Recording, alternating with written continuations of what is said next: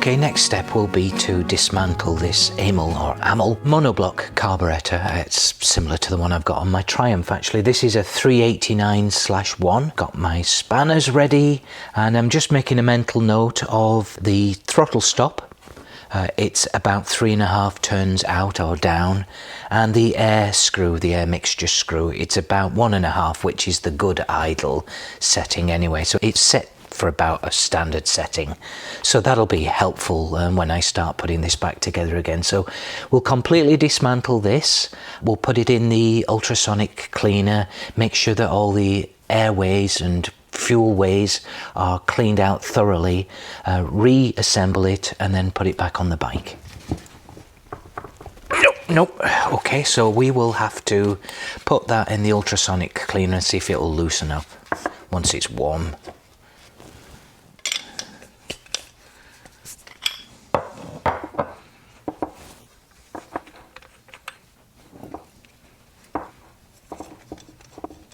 There's no particular order in which you need to take this apart. You just start at one end and go to the other.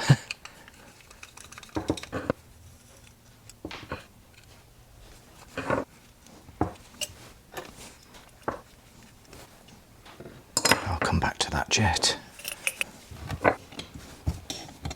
It's mostly dirty, like it's just been parked. Lots of sort of dust and grime on it, that's all. Yeah, that filter's not too bad. You can see it's just all stuck together with the old petrol, the old fuel. These are quite a simple carburetor to work with. There's the tickler, spring action tickler that pushes the float down. These are often quite difficult to seal.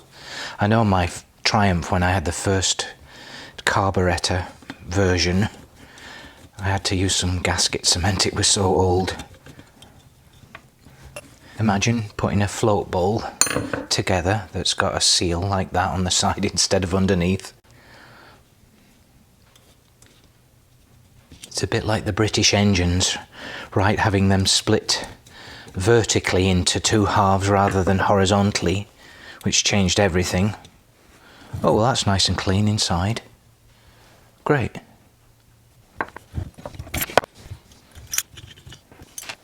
It's pretty new. Like a Viton tip. Good. Can reuse that.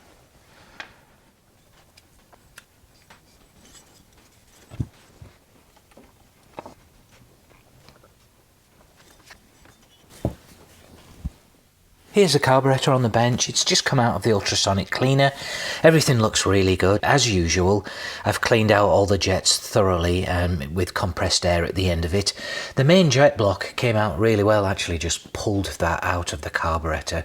It didn't take any force at all, so that was nice and clean and smooth. And then I did notice that there's a gasket missing right here. Number 16, I think it is. Just kind of laid out the carburetor as you find it on the Burlen or the Amal website as well. So this is essentially the bottom half up to about here, and then I'll do this top section next, including the throttle valve and the choke and the cap, and then I'll move on to the throttle. So I got this gasket kit from TSS here in Portland, Oregon, actually, great company. So I'll be replacing the gaskets, reassembling the carburetor, and then putting that back on the bike. This goes at the bottom of the main jet block. That's always good to replace that one.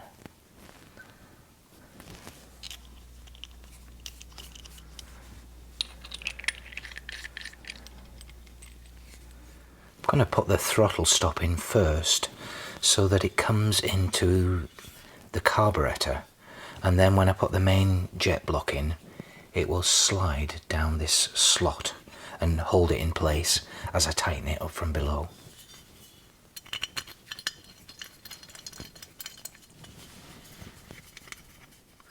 Don't forget the gasket, that's important.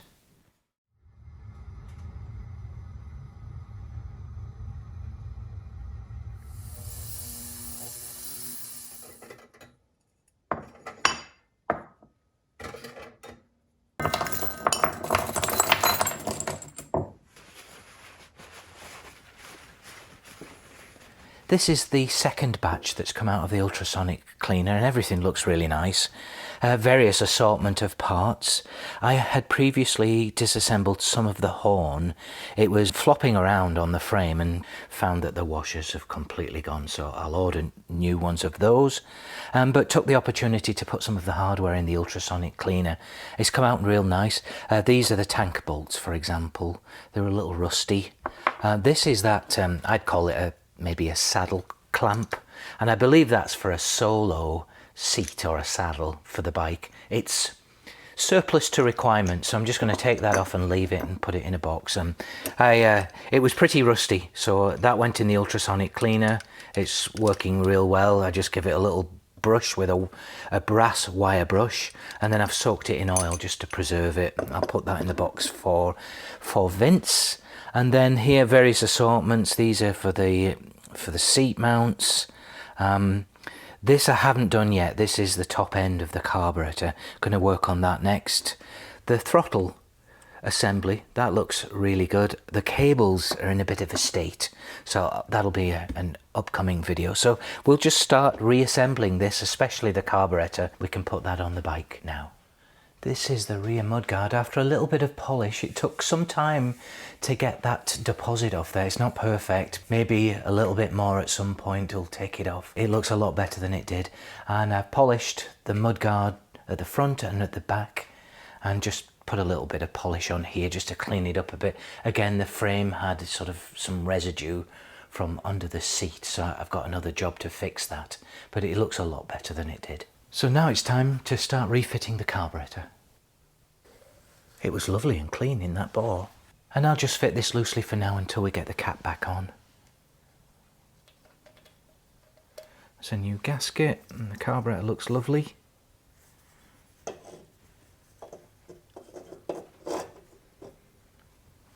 I also got some washers. Well, I had some washers.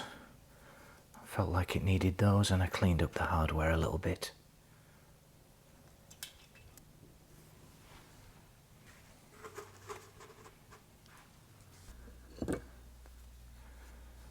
I cleaned this bracket as well. It was covered in oil. I believe this is the Altet. I'm not sure if this is the original ring. I don't see any Lucas or Altet markings on it.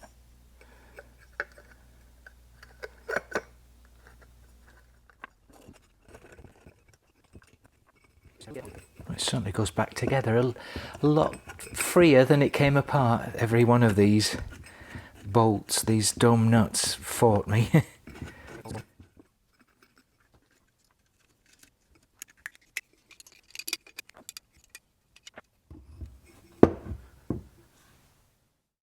I'm going to take all the levers and the switchgear off the handlebars, because there's quite a bit of surface rust on the handlebars that I'd like to get rid of.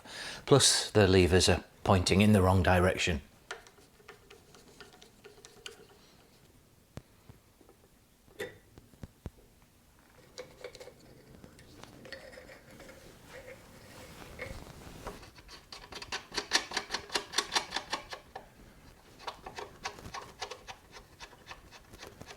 I'm just loosening off the brake cable here so that I can detach the cable from the lever.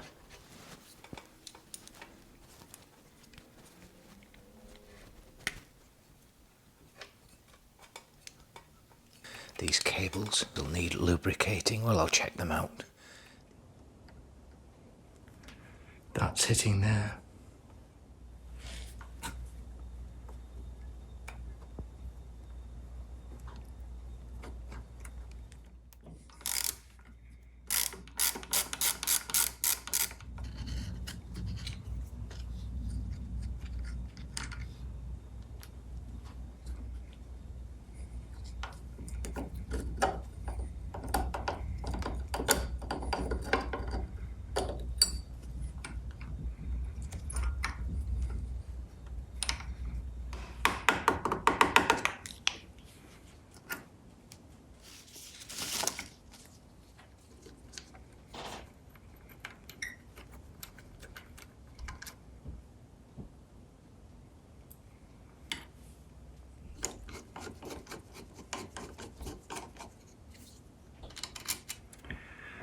light switch is broken.